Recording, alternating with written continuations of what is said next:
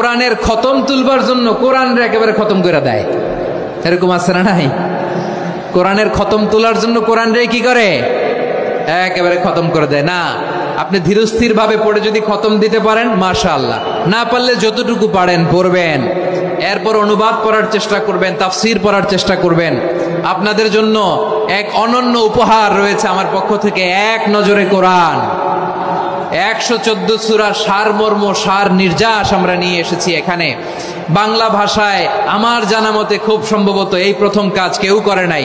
আরবিতে পাবেন এরকম অনেক বই, ইংরেজিতে কিছু কাজ আমরা দেখেছি, কিন্তু বাংলায় পাবেন না। এত চমৎকার ভাবে আমরা সূরাগুলোর সারমর্ম সার নির্যাস তুলে ধরার চেষ্টা করেছি।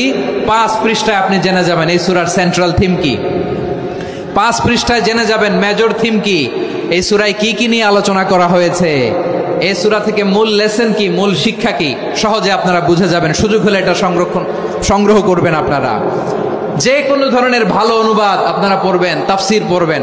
আমরা কোরআনময় করতে চাই।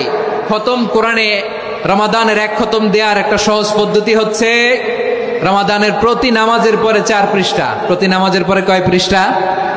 4 পৃষ্ঠা। তাহলে 5 ওয়াক্তে 4 পাঁচা 20 পৃষ্ঠা। হেফজে কোরআন গুলো 20 পৃষ্ঠা 1 পারা, এভাবে 30 দিনে আপনার 1 খতম হয়ে যাবে।